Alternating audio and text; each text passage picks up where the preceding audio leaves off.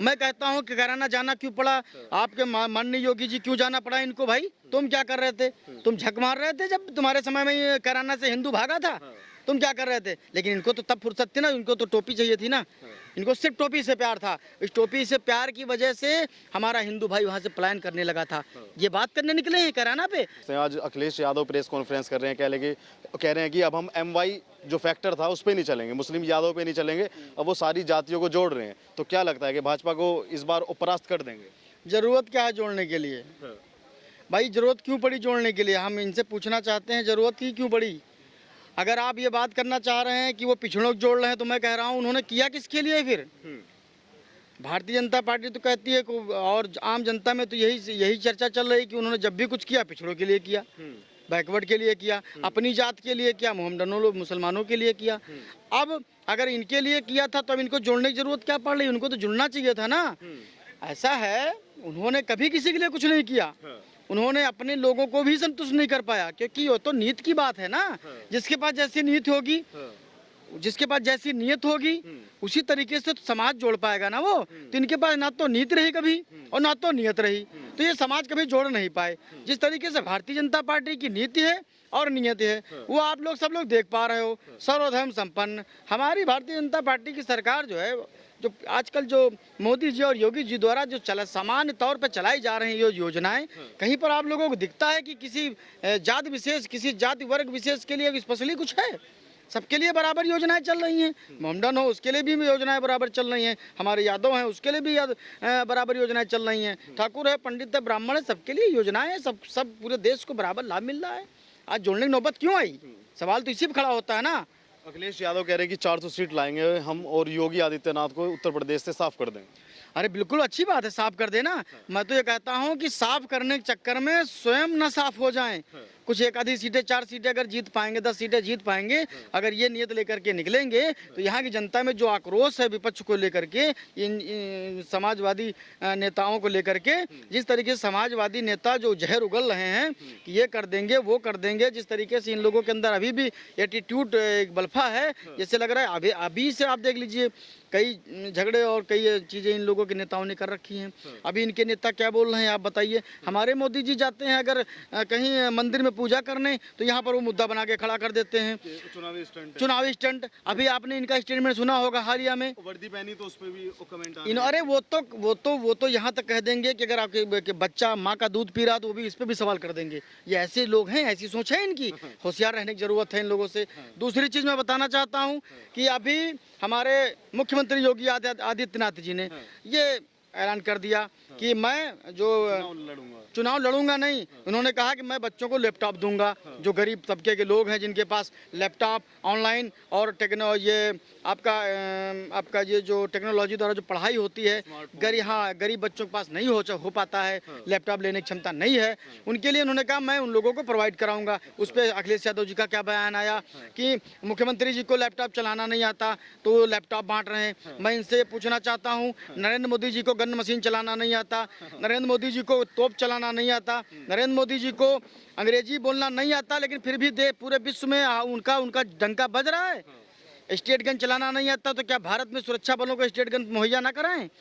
और हमारे देश की जो जिस तरीके से पहले हमारे देश की ये जो लड़ाकू लड़ने की क्षमताएं थी, जिसको हम लोग कह सकते हैं कि हम लोग जो किसी देश से युद्ध हो जाता तो उससे लड़ने में असक्षम थे, हमारे पास सुविधाएं नहीं थी, और सारी सुविधाओं से उन्होंने लैस कर दिया। आज वो इस बात पे भी कह सकते हैं ना कि योगी जी को, मोदी जी को स्टेट गन चलाना नहीं आता तो स्टेट गन ना दें, और उनको मिसाइल चलाना नहीं आता तो नई नई मिसाइलें काहे खरीदे ले रहे हैं। ये बेवकूफ़ों का ये क्या है? ये सब इनको तो बेवकूफ़ों भरा ये जवाब माना जाता है। हम लोग इस पर ध्यान नहीं देते हैं और ना जनता ध्यान दे रही है। जनता मज़ा ले रही है, बस मज़ा ले रही। जो भी ये लोग बोलते हैं उस पर जनता मज़ा ले रही है। और आने वाले 2022 के चुनाव में चंद महीनों बाद जो होने वाला है, इन्हीं सब बयानबाजियों से तो ये हारेंगे और बुरी तरह हारेंगे। कैराना गए थे कल मुख्यमंत्री जी आदित्यनाथ जी, तो अखिलेश कह रहे हैं कि अगर मतलब ये अब वोट की राजनीति करने वहां पहुंच गए, बिल्कुल योगी जी वोट की राजनीति करने वहां पहुंचे, क्या आप भी ऐसा ही मानते हैं? बिल्कुल नहीं मानता हूं। मैं कहता हूं कि कैराना जाना क्यों पड़ा, आपके माननीय योगी जी क्यों जाना पड़ा इनको भाई? तुम क्या कर रहे थे? तुम झक मार रहे थे जब तुम्हारे समय में ये कैराना से हिंदू भागा था, तुम क्या कर रहे थे? लेकिन इनको तो तब फुर्सत थी ना, इनको तो टोपी चाहिए थी ना, इनको सिर्फ टोपी से प्यार था। इस टोपी से प्यार की वजह से हमारा हिंदू भाई वहाँ से पलायन करने लगा था। ये बात करने निकले हैं कैराना पे। आज हमारे योगी आदित्यनाथ और नरेंद्र मोदी जी की सरकार है, हिंदू स्वाभिमान के साथ जीना चाहता है और उसी की वापसी हुई है। मैं इसके लिए योगी जी को धन्यवाद देता हूं जो वहां जाकर के अपने हिंदू भाइयों से मिले। ये क्या बात करेंगे? पुनर्स्थापित किए। बिल्कुल बिल्कुल बिल्कुल, ये क्या बात करेंगे? इनके समय का पलायन था, आज मोदी जी की, योगी जी के समय में वापसी हो रही है। ये बहुत बड़ी बात है। कुछ भी बोल रहे हैं, उल्टा सीधा बोले दे रहे हैं, उनको पता भी नहीं मैं बोल क्या रहा हूँ। अच्छा सर, आप बताइए, चंद्रशेखर आजाद को जानते हैं आप?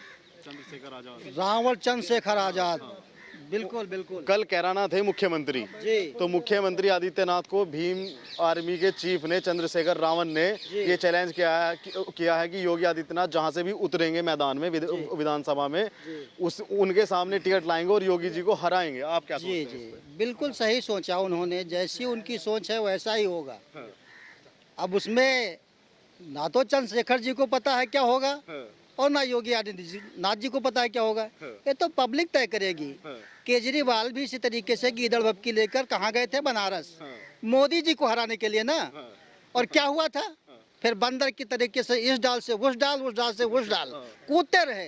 हुआ क्या? आखिरी में झाड़ू ले और दिल्ली चले गए और दिल्ली में ही झाड़ू लगा रहे हैं।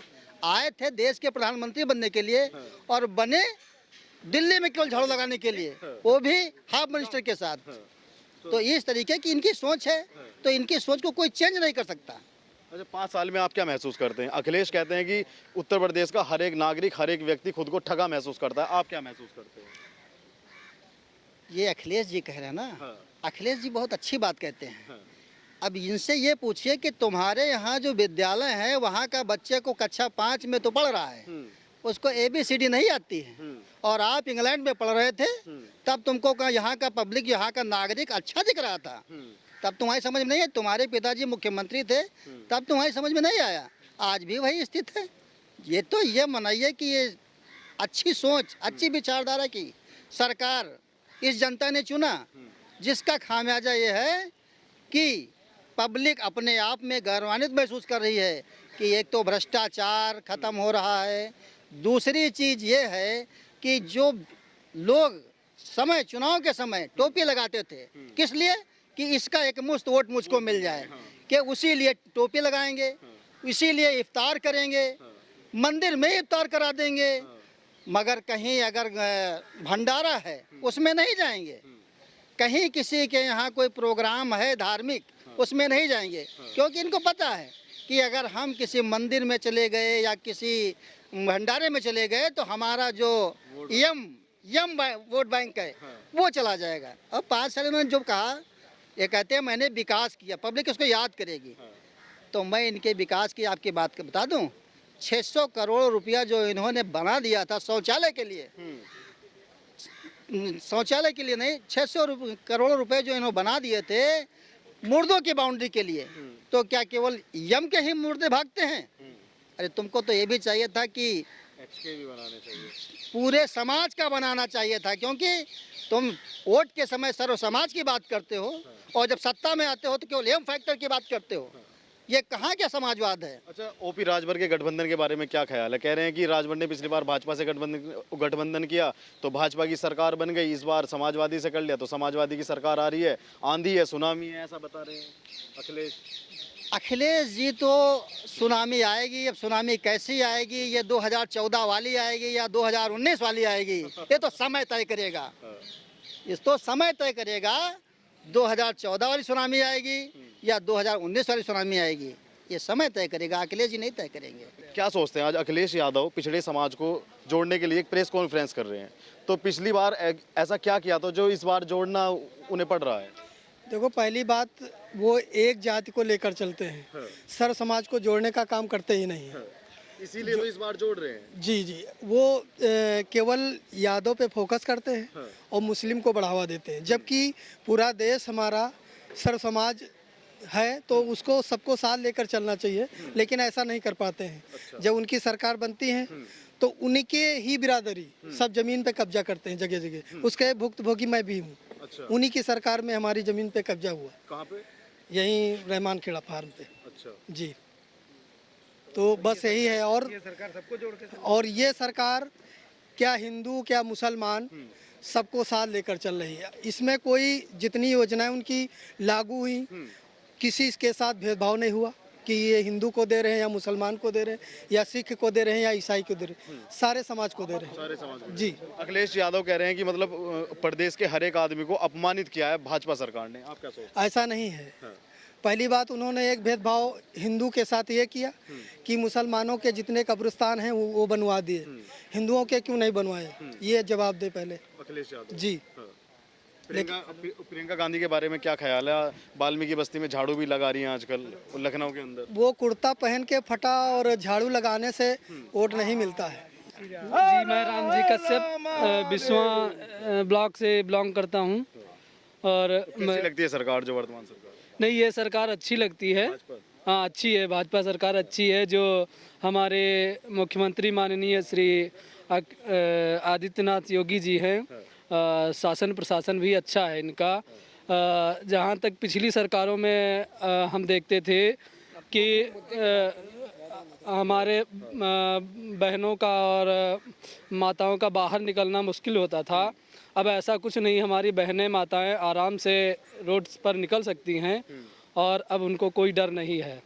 और यहाँ तक जो सरकार ने एक मुद्दा दिया था कि बेरोजगारों को रोजगार देने का, तो अब हम लोग सोशल ऑडिट टीम से हैं, हम बेरोजगार हैं। अब माननीय श्री योगी जी मंत्री जी से एक आस लगाए हुए हैं कि हम लोगों को रोजगार मिलेगा।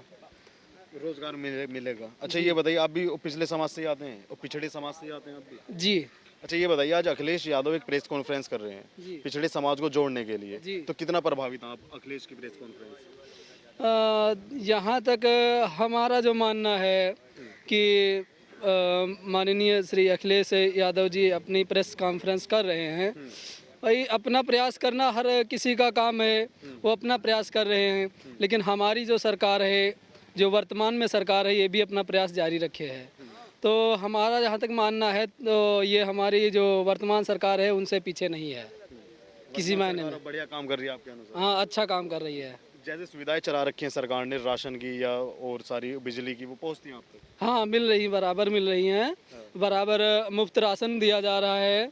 और जो हमारे रास्ते हैं, रोड्स, वो भी बनवाई जा रही हैं। और जहाँ तक ये इंदिरा आवास योजना वाला सिस्टम है, आवास, हाँ, प्रधानमंत्री आवास योजना, ये भी बराबर मिल रहा है, लोगों को रोजगार मिल रहा है। इसलिए हम इस सरकार से पूरी तरह से सहमत हैं। पूरी तरह से? हाँ, सहमत हैं जी।